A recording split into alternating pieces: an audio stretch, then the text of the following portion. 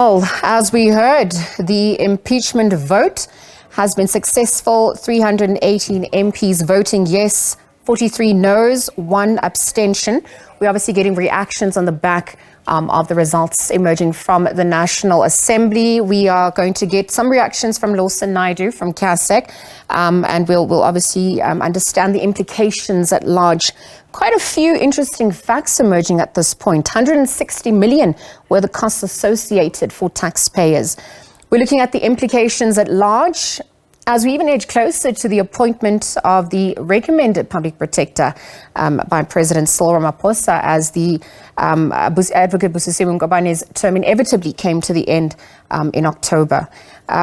So let's see what emerges from here. And two, the National Assembly meeting at the Cape Town City Hall, where Parliament voted on the removal of suspended public protector Busisiwe Mkhwebane. That now stands. The public protector, as per the National Assembly's recommendation, has voted that she be impeached. Again, let me reiterate those numbers coming through.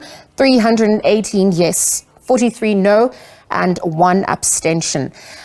We obviously know that this debate and vote followed Parliament's Section 194 committee submitting its report to the National Assembly, recommending that Mkhwebane be removed due to incompetence and misconduct. It also means that at this point, we saw live on our screens that the votes occurred verbally.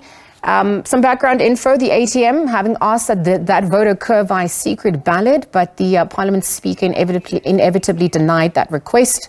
The National Assembly's decision obviously now goes to President Cyril Ramaphosa for presidential assent.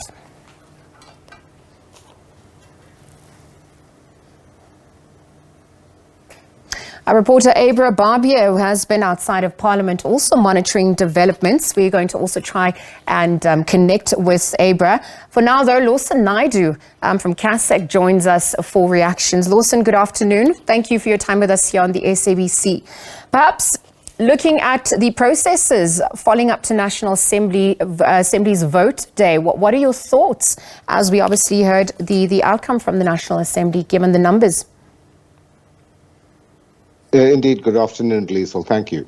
Yes, we've heard the numbers. The motion as presented has now been duly passed with a 2/3 majority. The Speaker will now communicate. She'll have to write to the President informing him of the decision that has been taken by the National Assembly. And the President will have to give effect to that decision by removing Busisiwe Mkhwebane from office with immediate effect.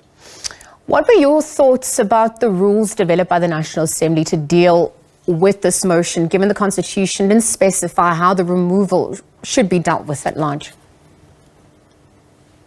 Indeed, the Constitution simply says that Parliament must establish a committee to do so, and then Parliament then had to put in place the rules, which are subject to extensive discussion in Parliament.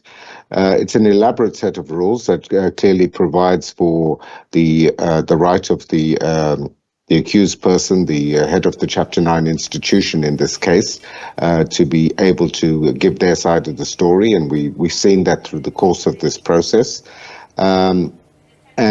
This one was a particularly lengthy process. It is the first time we've gone through such an impeachment process for the head of a Chapter 9 institution. Certainly one would hope that in future these processes can be run in a shorter time frame and more efficiently, with an outcome more speedily, because it doesn't do any of the parties any good, including the person who is under scrutiny, for the process to be drawn out in this way.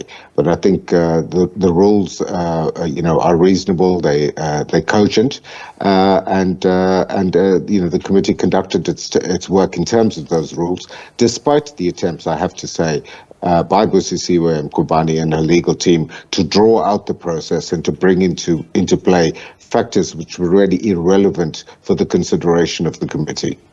Lawson, for those who are not privy to the context, perhaps you can break down the impeachment process and what it ultimately means from here on to.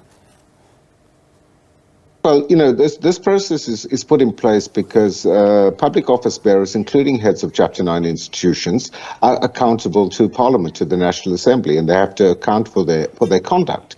in a case where a substantive motion is brought, as it was in this case, alleging incompetence and gross misconduct by the head of this Chapter 9 institution, it is Parliament's responsibility to investigate and to take appropriate action in that regard. Now, Parliament is not a court of law. It has therefore set up these rules. They were assisted by a team of evidence leaders who took them through the evidence so that the members of the ad hoc committee could make sense of the information before them, to go through that information and to make a decision based on the evidence that was presented, which is what was done. So that's Parliament's responsibility in this regard. It's exercising its oversight authority over those Chapter 9 institutions. There have been concerns about the 160 million rand costs associated for taxpayers at large. Your thoughts on that? Well, again, that's very unfortunate, and should be a matter of grave concern to all of us that a process like this should never really cost that amount of money, particularly given the fiscal position the country finds itself in. And that's why I say the lessons to be learned here needs one of which needs to be that there needs to be a more speedy response, not necessarily a half-baked one. But a proper process can be run in a much shorter space of time, with an allocation of resources for the person facing scrutiny to be able to get legal representation, which is required. But that can be done in a shorter period of time and a much reduced cost to Parliament and to the public purse. So that's something I think where lessons need to be learned for the future. The fact that this process ran for well over a year, I think, has led to the kinds of expenditure that we've seen, the kinds of fees that were being charged by the legal team appointed by Busisiwe Mkhwebane. Lawson, lessons for the future. How would you reflect on Mkhwebane's term before suspension on the 9th of June 2022 by the President? And at this point, given the numbers from the National Assembly, how will this salvage the Chapter 9 institution given its predecessors? Well, I think, the principle of accountability, I think, has been established, and that, I think, has been an important outcome of the Section 194 committee process and today's vote in the National Assembly, is that if people holding high public office do not conduct themselves in the way envisaged by the Constitution, then they must be held to account and take the consequences that flow from that. So certainly this has had an impact on the public perceptions of the Office of the Public Protector. It has brought that office into disrepute. Yeah.